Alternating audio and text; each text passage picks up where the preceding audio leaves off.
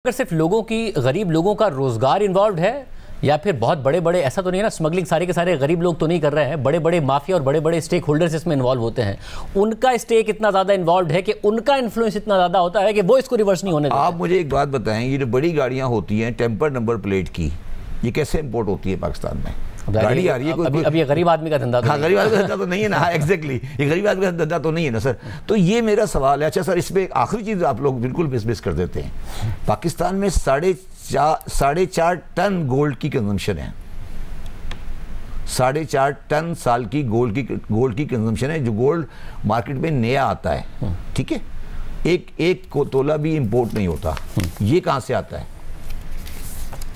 ये कौन लाता है? ये भी सारा स्मगल हो रहा है। अब ये भी गरीब आदमी का धंधा नहीं। आप बता दें किसका धंधा है, तो फिर आप बताए ना। जिनका है वो ना रिटेल लेवल पर उस तरीके से टैक्स नेट में आ रहे हैं अपने इनकम पर, ना स्मगल करने पर। मेरी एक बात सुने, जब मैंने ज्वेलर के साथ पंगा लिया ना, तो ज्वेलर ने मुझे क्या कहा? उन्होंने कहा शब्बर साहब, मैं आपको टैक्स देने को तैयार हूँ, मगर मुझे बताया मैं जब गोल्ड स्मगल कर ले रहा हूँ। उसने मुझे ये कहा, ज्वेलर्स के जिसने ने, उन्होंने कहा शब्बर साहब आप ज्वेलर से पंगा ले रहे हैं, जब मैं गोल्ड ले रहा हूँ स्मगल गुड्स से बना के और आपको बेच रहा हूँ शाहजेब साहब को, तो मैं गोल्ड की प्राइस अगर नहीं दिखा सका इनवाइस, तो आप क्या करूँगा? टैक्स से दूंगा।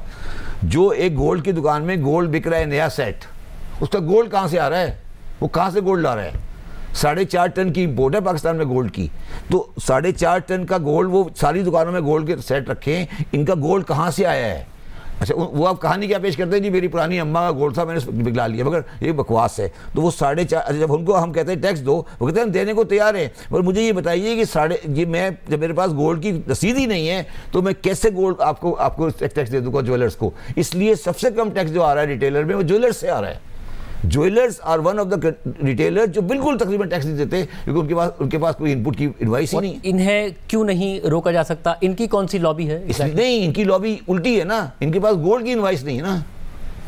रोक तो हम सकते हैं, हमने जाके आज छापे मार दें गोल्ड पे और उनको बंद कर दें, मगर वो ये कह रहा है कि जब मैं गोल्ड बाजार से ले रहा हूँ तो मुझे स्मगल्ड गोल्ड लेना पड़ता है, कि बाजार में तो अवेलेबल गोल्ड है ही नहीं। स्मगलिंग ही रोकनी पड़ेगी ना, या नहीं, गोल्ड को इम्पोर्ट अलाउ करनी पड़ेगी। तो स्मगलिंग रुकेगी अगर आप ऑफिशियल चैनल से अलाउ करें। हाँ, उस पर ड्यूटीज लगा दें, आप टैक्स भी इकट्ठा कर रहे होंगे, स्मगलिंग भी रोक रहे होंगे। इंडिया में गोल्ड का स्मगलिंग 8-8.5 टन की हुआ करती थी, और जिसकी बुनियाद पे ये सारे माफिया बने इंडिया में। इंडिया ने मनमोहन सिंह आया, उन्होंने गोल्ड की इंपोर्ट अलाउ की, मसला खत्म हो गया। तो देखिए ना, साइकिल सारा ठीक हो जाता है ना। अगर आप इंपोर्ट ऑफिशियली अलाउ कर दें, उसके ऊपर टैक्स लगा दें, वहां से टैक्स करेंगे इकट्ठा, फिर जब रिटेल में बिक रहा है, ज्वेलर कहता है कि जी मैं उसकी सोर्स नहीं दिखा सकता, आप उसकी इनकम पर टैक्स इकट्ठा करेंगे, वैल्यू एडिशन करके, तो आप टैक्स भी इक्कठा करेंगे और ऑफिशियल भी हो जाएगा सारा काम। आप ये बात किसी और से करेंगे, पता है जवाब देगा कि भाई शब्बर साहब ये कह रहे हैं कि गोल्ड की जो इंपोर्ट होगी उसको हमें डॉलर जेब से जाने पड़ेंगे, देने पड़ेंगे। यस, वो कॉस्ट तो देनी पड़ेगी ना। आज तो वो हवाले के थ्रू आ रहे हैं ना, ये हवाले आउट ऑफ बुक्स जा रहे हैं ना। जो स्मगल्ड आ रहा है उसकी कॉस्ट तो पाकिस्तानी किताबों में नहीं आ रही ना। मतलब किताबों में नहीं आ रही, मगर हवाले के सूरत में जब काम होता है तो दो सूरतों में होता है, या तो वो डॉलर जो पाकिस्तान में आना था नहीं आया, या फिर पाकिस्तान में मार्केट से जाके कोई डॉलर खरीद रहा है अनऑफिशियली, और फिर इफेक्ट तो आ रहा है। हाँ, बुक्स पे नहीं आ रहा, मगर इफेक्ट तो में आ ही रहा है ना। तो इस वक्त 4.5 टन की मार्केट है गोल्ड की। 4.5 टन की मार्केट है गोल्ड की। 1 तोला गोल्ड पाकिस्तान में इंपोर्ट नहीं हो रहा सारे साल। आप मुझे बताएं ना, अब पाकिस्तान में कितने ज्वेलर्स हैं, कितने ज्वेलर्स हैं? आप बताएं, सबके पास जो नए सेट पड़े हैं वो कैसे, कहाँ से बने हैं? वो गोल्ड कहाँ से आया है? बताएं ना, आप मुझे समझाएं। तो ये देखो शाहजेब, ये वो चीज़ें हैं, ये रिफॉर्म कमीशन और ये सब चीज़ें नहीं, बेकार की बातें। लॉ को आगे कर दो, लॉ को पीछे कर दो।